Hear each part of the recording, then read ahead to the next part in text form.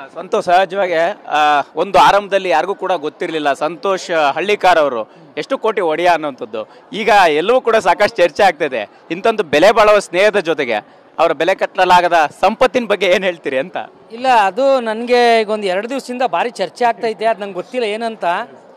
ಸಂತೋಣ ಒಂದು ಟಿ ವಿನಲ್ಲಿ ಒಂದು ಎತ್ತುಗಳ ರೇಸ್ನಲ್ಲಿ ಮಾತಾಡ್ತಿದ್ದಾಗ ನಮ್ಮೂರಲ್ಲೂ ಕೂಡ ಅಣ್ಣನ ಅಭಿಮಾನಿಗಳಿದ್ರು. ಆ ಒಂದು ಪ್ರೀತಿ ಮಮತೆಯಿಂದ ನಾನು ಅಣ್ಣನ ಬಂದು ಫಸ್ಟ್ ಡೇನೇ ಅಣ್ಣ ನೀವು ಬಂದಿದ್ದೀರಲ್ಲಣ್ಣ ಅಂತ ಭಾರಿ ಖುಷಿ ಆಯ್ತು ನನಗೆ. ಅಲ್ಲಿಂದ ಸ್ಟಾರ್ಟ್ ಆದಂಥ ಒಂದು ಬಾಂಧವ್ಯ ಇಲ್ಲಿವರೆಗೂ ಉಳಿಸ್ಕೊಂಬಂದಿದ್ದೀವಿ. ಎಷ್ಟೆಷ್ಟೇ ಕಷ್ಟ ಆಯಿತು ನಮ್ಮಿಬ್ಬರು ಸ್ನೇಹ ನೋಡಿ ಬಿಗ್ ಬಾಸೇ ನಿಮ್ಮಿಬ್ಬರು ಸ್ನೇಹಕ್ಕೆ ಯಾವುದೇ ರೀತಿ ದೃಷ್ಟಿ ಬೀಳದೇ ಇರಲಿ ಅಂತ ಅಂದರು. ಆಮೇಲೆ ಸುದೀಪಣ್ಣ ಈ ಥರ ಸ್ನೇಹನ ನಾನು ನೋಡಿಲ್ಲ ಇಷ್ಟು ಸೀಸನ್ಗಳಲ್ಲಿ ಅಂತ ಸುದೀಪಣ್ಣ ಅತಿ ಹೆಚ್ಚು ಪ್ರೀತಿಯನ್ನು ಕೊಟ್ಟು ನಿಷ್ಕಲ್ಮಶವಾದಂಥ ಪ್ರೀತಿ ಅಂತ ಹೇಳಿದ್ರು.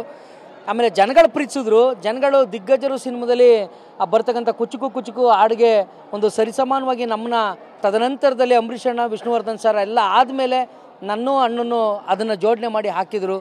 ಆಮೇಲೆ ಪ್ರತಿಯೊಂದು ಹಂತದಲ್ಲೂ ನೋಡಿದಾಗ ಕಣ್ಣೀರು ಬರ್ತಾಯಿತ್ತು. ಆದರೆ ಜನಗಳು ವೆಂಕಟಕೃಷ್ಣ ಭಟ್ 150 ಪೆಟ್ಟಿಗೆ ಕಿರುಜೇನಿನಿಂದ 2 ಲಕ್ಷ ಗಳಿಸ್ತಿದ್ದಾರೆ. ನೀವು ಕೂಡ ಅವರಿಂದ ಕಲಿಬೇಕಾ? ಅವ್ರ ಜೊತೆ ವಿಡಿಯೋ ಕಾಲ್ ನಲ್ಲಿ ಮಾತಾಡ್ಬೇಕಾ?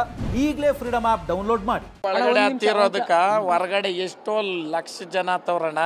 ಹೌದು, ಅದು ಒಂದು ಕ್ಲಾರಿಟಿ ಕೊಡ್ತೀನಿ. ಏನಂದ್ರೆ ನಮ್ಮ ಅಣ್ಣ ಶ್ರೀಮಂತನ ಬಡವನ ಆಸ್ತಿ ಇದೆಯಾ ಒಡೆಯ ಇದೆಯಾ ಅಂತ ನಂಗೆ ಗೊತ್ತಿಲ್ಲ.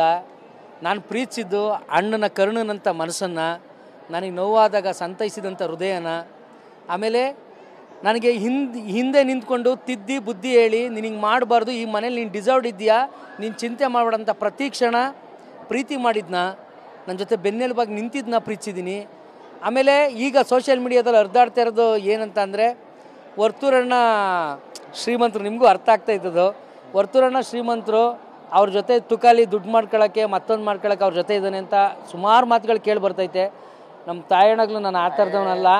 ನನಗದು ಬೇಕಾಗಿಲ್ಲ. ಒಂದು ನಿಮಿಷ ಹೇಳ್ತೀನಿ, ಇಲ್ಲ ಅದು ಕ್ಲಿಯರ್ ಮಾಡ್ತೀನಿ. ತಡಿ, ಅದು ಒಂದು ಮಾತಿದೆ ಅಷ್ಟೇ.